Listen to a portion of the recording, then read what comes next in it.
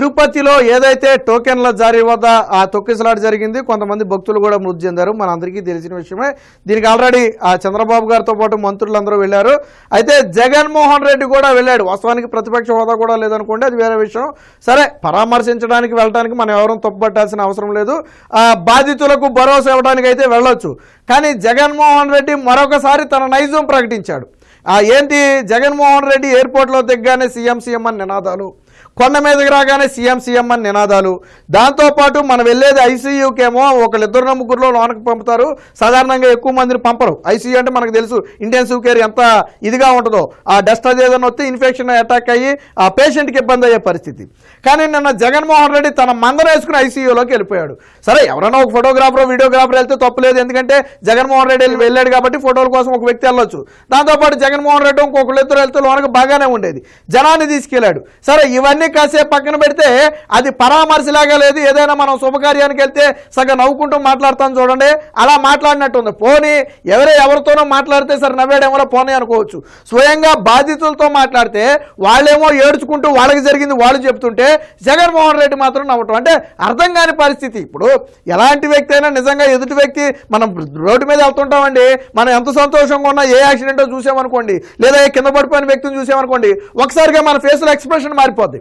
అప్పటి వరకు ఉన్న నవ్వంతా కూడా పోద్ది. ఆ వ్యక్తి ఎవడో మనకు తెలియదు సాధారణంగా, అది హ్యూమన్ సైకాలజీ. మరి జగన్మోహన్ రెడ్డి ఏమో ఇంత ట్రాజడీ జరిగింది, కుటుంబాలన్నీ బయట రోధిస్తున్నాయి, అన్ని చూసే వచ్చాడు. లోన వాళ్ళు ఏడ్చుకుంటూ ఏం జరిగిందో జగన్మోహన్ రెడ్డికి చెప్తున్నారు. అయినా కానీ జగన్మోహన్ రెడ్డి నవ్వటం. మరి జగన్మోహన్ రెడ్డి మరి స్వతహాగా చిన్నప్పటి నుంచి అంతేనో లేదా రాజకీయాల్లోకి వచ్చాక ఇలా మారాడో తెలియదు, కానీ ఇప్పుడు సోషల్ మీడియాలో దీని మీద ట్రోల్ జరుగుతుంది. ఇదే సమయంలో ముఖ్యమంత్రిగా ఉన్న చంద్రబాబు గారు కూడా పరామర్శించారు. ఆ రెండింటికి మధ్య వేరియేషన్ ఒకసారి మీకు చూపిస్తాను నేను. ఇది జగన్మోహన్ రెడ్డి వాళ్ళతో మాట్లాడుతున్నాడు. ఎవరితో మాట్లాడుతున్నాడు? బాధితులతో మాట్లాడుతున్నాడు. బాధితులతో మాట్లాడేటప్పుడు సగం నవ్వుకుంటా మాట్లాడుతున్నాడు చూడండి. అదిగో ఆ నవ్వు ఎందుకు వస్తుందో మనకైతే అర్థం కాల. ఇప్పుడు ఎవరితో మాట్లాడినా, డాక్టర్తో మాట్లాడినా, పేషెంట్తో మాట్లాడినా, పక్కనున్న ఆ బంధువులతో మాట్లాడినా నవ్వు ఎందుకు వస్తుంది మనకి? మేము మాట్లాడేటప్పుడు రాదే నవ్వుకుంటూ మాట్లాడాడు.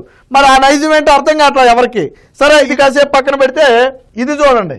జగన్మోహన్ రెడ్డి వచ్చిన పని దేనికోసం వచ్చాడు? జగన్మోహన్ రెడ్డి పరామర్శ కోసం వచ్చాడు. కానీ ఇక్కడ అభిమానులు ఏం చేస్తున్నారు చూడండి ఒకసారి.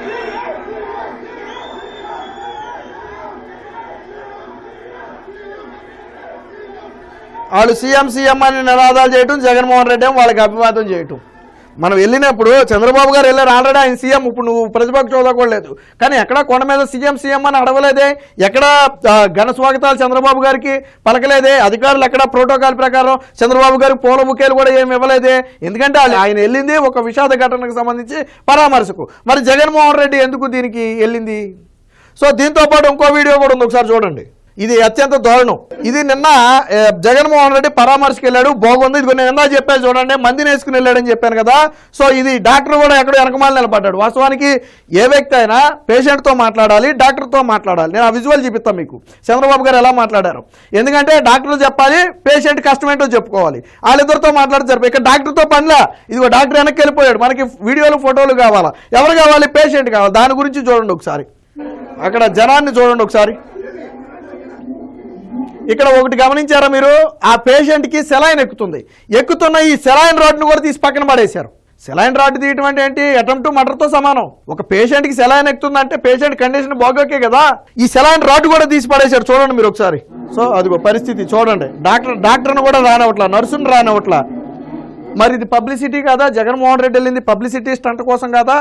నువ్వు బాధితుల బాధలు తెలుసుకోవాలంటే ఇలా ఏమర్థమవుతుంది నీకు? అక్కడ వాళ్ళు చెప్పింది ఇదే. చంద్రబాబు గారు పరామర్శించారు, ఒకసారి చూడండి. ఒకసారి ఇదిగో చూడండి, నేనండి ఒకసారి. ఎక్కడైనా తోపిలాట కానీ, ఎక్కడైనా గుద్దుకోవటం కానీ, లేకపోతే ఏదైనా డిస్టర్బెన్స్ కానీ ఏదైనా ఉందా? సరేనండి. జరగకూడదమ్మా, జరిగింది. అది నేను బాధపడతాను. జరగకుండా ఉండాల్సింది. ఎన్నిసార్లు వచ్చావు మనం?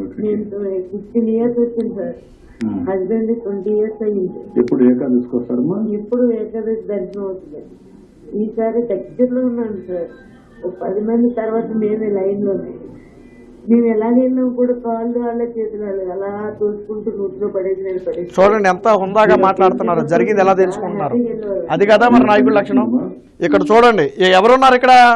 చంద్రబాబు గారు, డాక్టరు, పేషెంట్. వేరే వ్యక్తి ఉన్నాడు అక్కడ? వేరే వ్యక్తి ఉన్నాడు ఎక్కడైనా సరే? ఎందుకు లేడు? మరి అసలు ప్రతిపక్ష హోదా కూడా లేని జగన్మోహన్ రెడ్డి అంతమంది వస్తే, ముఖ్యమంత్రి 164 సీట్లతో గెలిచిన చంద్రబాబు గారు వస్తే లోనకి ఎంతమంది రాగలరు? కానీ ఎందుకు రానివ్వలేదు చంద్రబాబు గారు? ఎందుకు రానివ్వలేదు పక్కన చంద్రబాబు గారు? ఎందుకంటే ఆయన వెళ్ళింది పరామర్శకి, ఏదో శుభకార్యానికో ఇంకోదానికో కాదు, పరామర్శకి వెళ్ళారు.